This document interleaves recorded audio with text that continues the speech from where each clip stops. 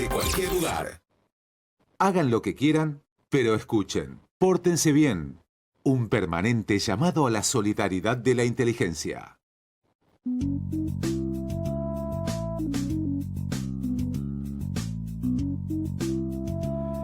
Es la hora 11:45. Estamos en Pórtense Bien, en un país que quiere portar bien. Quiere portarse bien. La gente ansía portarse bien. Pero ¿cómo haces para portarte bien cuando los demás se portan mal? Ese es el gran tema. ¿Qué hacemos cuando los que tienen el poder no se portan bien y no hacen lo que tienen que hacer? En definitiva, es lo que distingue a nuestra coyuntura nacional agitada, llena de contradicciones, llena de conflictos, llena de problemas y con 80% calculado, estimado, proyectado de inflación para el año, con caída de poder adquisitivo, con devaluación del peso que se intenta decir. ¿Viste que vuelve este argumento, Claude, de decir, no sé por qué hablan del dólar blue cuando es un dólar que no existe, residual, que es el ilegal, ilegal, que, sí. no sé por qué, pero digo, ¿cómo puede ser uno tan cínico, no? ¿Cómo se puede ser tan cínico? Me recuerda a la época cinismo de es Guillermo mentir, Moreno. Claro, cinismo es mentir sabiendo que estás mintiendo, digamos, básicamente. El dólar blue es el dólar real, es el dólar del mercado, es el dólar que marca la economía natural y real. Ese es el valor verdadero del billete. El dólar oficial es un dólar con un valor forzado, Impuesto, artificial, impuesto y que no... distorsionado. Totalmente distorsionado, que intenta cambiar una realidad que... Y esa paradoja, ¿no? Argentina. Lo legal es lo impostado. Entonces, así no nos puede ir bien nunca. Lo legal debería ser lo natural, lo que de hecho es. Y no, en Argentina lo legal te lo tienen que meter a la fuerza. Porque si no, estamos naturalmente ilegales. Bueno, la ley no es costumbre en Argentina. Sí. Y también, volviendo a esto que decía Rubén, el pórtense bien, los políticos son los que se portan mal y el pueblo es el que se porta bien. Eso a mí me hace un poco de ruido esa afirmación, porque la realidad es que los políticos son parte del pueblo, ¿no? Son personas que de alguna manera ocupan el rol de políticos, como hay personas que ocupan el rol de religiosos o de o en alguna profesión, digamos que somos todos personas, somos todos miembros de una sociedad en su conjunto. Y pasa mucho en la vida de cada uno de nosotros, de personas que estaban en una posición y cuando cambian el estatus y están en otras, cambian también su postura. Entonces lo que digo yo es, siempre digo, ¿no? Dice, no, porque este hace esto, este hace lo otro, pero después cuando vemos que alguna persona que desde un lugar en el llano criticaba y tiene una posibilidad de ocupar un lugar de poder, termina haciendo lo que él criticaba, ¿no? No critico a los políticos, sino a los que, digamos, los políticos que están en el poder. También hay gente que está en el poder y no es política. No es necesario ser político. Y hay muchos que critican a los que están en el poder porque no están en el poder. Y cuando llegan al poder hacen lo mismo que criticaban ellos cuando no estaban en el poder. En definitiva, esto es muy difícil de hablar, Claude. Pero tenemos una sociedad en donde hay una diferencia astronómica entre estar bien ubicado, cerquita, calentito y al amparo del poder de turno, a no estarlo. Entonces, la diferencia es tan grande, es una diferencia que se mide en muchos miles de pesos, de estatus, de tener cosas, de gozar de beneficios. Digamos, si esa diferencia no fuera tan grande, posiblemente no existiría este debate, esta polémica. En realidad, lo que creo que de alguna manera justifica esta percepción y esta equivocación, si vos querés, de echarle la culpa de todos a los políticos y no tener en cuenta que si uno pudiera tal vez haría lo mismo, está basada en la enorme desigualdad que hay en la sociedad argentina, donde muy pocos tienen mucho y muchos tienen muy poco. Mm. Si no existiera esa desigualdad, si estuviéramos en una sociedad un poco más igualitaria, como la que se declama y pregona todo el tiempo, tal vez esta percepción no tampoco existiría. Pero bueno, hoy que es 9 de julio, que tenemos esta fecha donde nos gusta hablar de la patria, en líneas generales y en contexto histórico, digamos, podemos decir que a lo largo, desde 1816 a este 2022, la República Argentina no ha pasado por muchos momentos en donde predominara la igualdad ante la desigualdad. Han sido momentos nada más, momentos breves, fulgurantes, brillantes, extraordinarios, en donde el pueblo argentino tuvo de alguna manera una situación estable, tranquila y de goce, de trabajo pleno. Después ha sido todo muy accidentado. Mm. Cuando hablamos de igualdad, ese es un debate sin fin, ¿no? Pero cuando hablamos de igualdad, yo prefiero hablar de igualdad de oportunidades, porque la realidad es que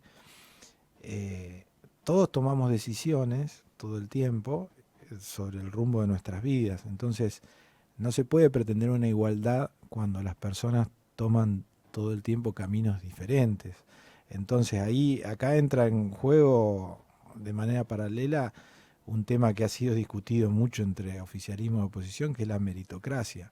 ¿Es lo mismo? ¿Merece lo mismo una persona que se levanta todos los días a las 7 de la mañana, va a laburar, estudia, se capacita, ejerce un oficio con esfuerzo, genera su cartera de clientes, su servicio, su producto, y llega a la noche a su casa cansado con el producido de su trabajo, y gracias a eso puede progresar y vivir en una vivienda más linda, comprar un auto más nuevo, irse de vacaciones, que el que decide en el marco de su libertad de acción quedarse en su casa, descansando, tomando unos mates, prefiere no ir a trabajar, prefiere hacer alguna changuita de Bueno, pero pocas horas. eso es porque vos lo analizás desde el punto de vista individual.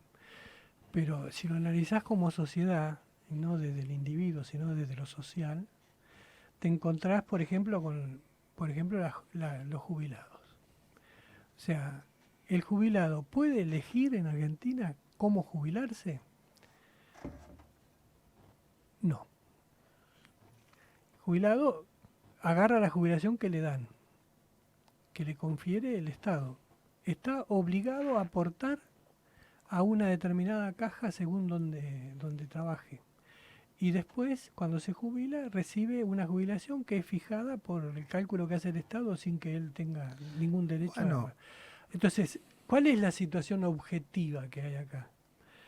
Que tenemos